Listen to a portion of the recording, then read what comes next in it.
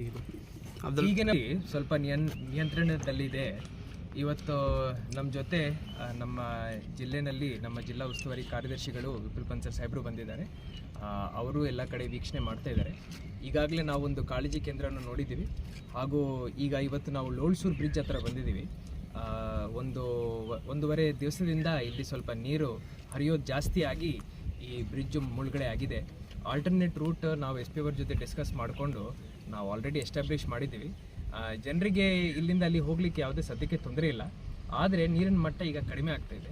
ತಮಗೆ ನಾನು ಮೊನ್ನೆ ಹೇಳಿದ್ದೀನಿ, ಮಹಾರಾಷ್ಟ್ರದಲ್ಲಿ ಈಗ ಮಳೆ ಏನಿದೆ ಅದರದ್ದು ಪ್ರಮಾಣ ಕಡಿಮೆ ಆಗಿದೆ. ಸತಾರ ಜಿಲ್ಲೆಯಲ್ಲಿ ಈಗ ಬರೀ 2 ದಿವಸದಿಂದ 15 mm ಮಳೆ ಆಗಿದೆ. ಅದೇ ರೀತಿ ಸಾಂಗ್ಲಿನಲ್ಲಿ ಯಾವುದೇ ಮಳೆ ಈಗ 2 ಡೇಸಿಂದ ಆಗಲಿಲ್ಲ. ಮತ್ತು ಕೋಲ್ಹಾಪುರದಲ್ಲಿ 19 mm ಮಳೆಯಲ್ಲಿ ಆಗಿದೆ. ಅದರಿಂದ ಏನು ನಮ್ಮ ಪಂಚಗಂಗಾ ಹಾಗೂ ನಮ್ಮ ವಾರಣಾದಿಂದ ಏನು ನೀರು ಬರ್ತಾ ಇದೆ ಅದು ಅದರದ್ದು ಮಟ್ಟ ಸ್ವಲ್ಪ ಕಡಿಮೆ ಆಗಿದೆ. ಆದರೆ ಕೊಯ್ನಾ ಡ್ಯಾಮಲ್ಲಿ ಈಗ ನೀರು ತುಂಬಿದೆ. ಅದು ತಮಗೆ ನಾನು ಆಮೇಲೆ ಮುಂಚೆ ಹೇಳಿದ್ದೀನಿ. ಅದರಿಂದ ನೀರು ಈಗ 42 ಕ್ಯೂಸೆಕ್ ನೀರು ಬಿಡ್ತಾ ಇದ್ದಾರೆ. ಇನ್ನೂ ನಮ್ಮ ಜಿಲ್ಲೆಯಲ್ಲಿ ಕೃಷ್ಣಾ ನದಿ ಕ್ಯಾಚ್ಮೆಂಟ್ ಮುಖಾಂತರ ಒಂದು 3 ಲಕ್ಷ ಕ್ಯೂಸೆಕ್ಸ್ ನೀರು ಹರಿತಾ ಇದೆ, ಹೋಗಿ ಆಲ್ಮಟ್ಟಿನಲ್ಲಿ ಸೇರ್ತಾ ಇದೆ. ಘಟಪ್ರಭಾನಲ್ಲಿ ಸ್ವಲ್ಪ ಈಗ ಅದರದ್ದು ಪ್ರಮಾಣ ಏನಿದೆ ಸ್ವಲ್ಪ ಕಡಿಮೆ ಆಗಿದೆ. ಮುಂಚೆ ಒಂದು 80-90 ಸಾವಿರ ಕ್ಯೂಸೆಕ್ಸ್ ಹರಿತಾ ಇತ್ತು.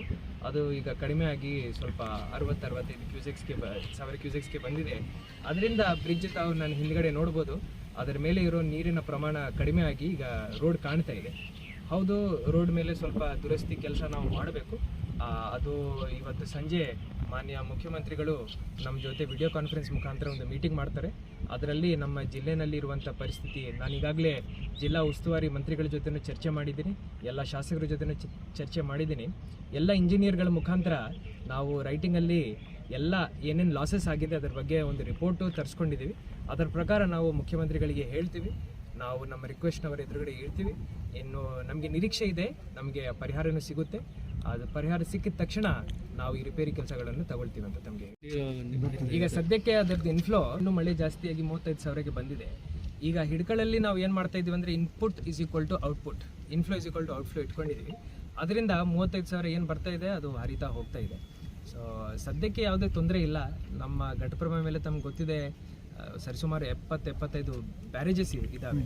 ಅದರಿಂದ ಸ್ವಲ್ಪ ಸ್ಲೋಲಿ ನೀರು ಹರಿತಾ ಇದೆ. ಬಟ್ ಎಲ್ಲ ಹೋಗಿ ಆಲ್ಮಟ್ಟಿಗೆ ಸೇರ್ತಾ ಇದೆ. ಆಲ್ಮಟ್ಟಿನಲ್ಲಿ ತುಂಬ ಬಫರ್ ಕ್ರಿಯೇಟ್ ಮಾಡಿಟ್ಟಿದ್ದಾರೆ. ನಮ್ಮ ಜಿಲ್ಲೆಗೆ ಸದ್ಯಕ್ಕೆ ಯಾವುದೇ ತೊಂದರೆ ಇಲ್ಲ. ಇದೇ ರೀತಿಯ ಮಳೆ ವಾತಾವರಣ ಇದೆ ಅಂದರೆ ಮ್ಯಾನೇಜ್ ಮಾಡ್ಬೋದು. ಮಹಾರಾಷ್ಟ್ರದಲ್ಲಿನೂ ತಮಗೆ ಹೇಳಿದ ಹಾಗೆ ಕೋಲ್ಹಾಪುರ ಮತ್ತು ಸತಾರ ಜಿಲ್ಲಾಧಿಕಾರಿಗಳ ಜೊತೆ ಕಂಟಿನ್ಯೂಸ್ಲಿ ಟಚಲ್ಲಿದ್ದೀವಿ. ಆ್ಯಂಡ್ ಯಾವುದೇ ಅಲ್ಲಿಂದ ನಮಗೆ ಟ್ರಿಗರ್ ಮಾಡಿದ್ದಾರೆ ಅಂದರೆ ಇಲ್ಲಿ ನಾವು ಕೆಲಸ ಮಾಡ್ತೀವಿ. ಸೊ ಇವಾಗ ಪ್ರತಿನಿಧಿಗಳ ಜೊತೆ ಇಲ್ಲಿನ ಶಾಸಕರವ್ರ ಜೊತೆನೂ ನಾನು ಚರ್ಚೆ ಮಾಡಿದ್ದೀನಿ. ಸೊ ಇವತ್ತು CM ಮೀಟಿಂಗಲ್ಲಿನೂ ನಾವು ಇದರ ಬಗ್ಗೆ ಪ್ರಸ್ತಾಪ ಮಾಡ್ತೀವಿ. ನಿನ್ನೆ ನಮ್ಮ ಕಂದಾಯ ಸಚಿವರು ಬಂದರು, ಅವ್ರಿಗೂ ಎಲ್ಲ ವಿಚಾರಗಳ ಬಗ್ಗೆ ನಾವು ಹೇಳಿದ್ದೀವಿ. ಅವರು ಬಹಳ ಪಾಸಿಟಿವ್ ಆಗಿ ನಮಗೆ ರಿಪ್ಲೈ ಕೊಟ್ಟಿದ್ದಾರೆ. ನನಗೆ ನಂಬಿಕೆ ಇದೆ ಇದಕ್ಕೂ ಒಂದು ಶಾಶ್ವತ ಪರಿಹಾರನೂ ನಮಗೆ ಸಿಗ್ಬೋದು. ಆದರೂ ಎಲ್ಲರ ಪರವಾಗಿ ನಾವು ಅಲ್ಲಿ ಮೇಲಿನ ಮಟ್ಟದಲ್ಲಿ ಇದರ ಬಗ್ಗೆ ಚರ್ಚೆ ಮಾಡ್ತೀವಿ ಅಂತ ಹೇಳ್ತೀವಿ. ಒಂದ್ಸತಿ ಫಿಟ್ನೆಸ್ ಸರ್ಟಿಫಿಕೇಟ್ ಸಿಗಬೇಕು. ಇನ್ನೂ ನೀರಿನ ಮಟ್ಟ ಜಾಸ್ತಿ ಇದೆ. ಕೆಳಗಡೆ ಇರೋ ಸ್ಟೋನ್ ಆರ್ಚಸ್ ನಮಗೆ ಕಾಣ್ತಾ ಇಲ್ಲ ಬ್ರಿಡ್ಜ್ದು.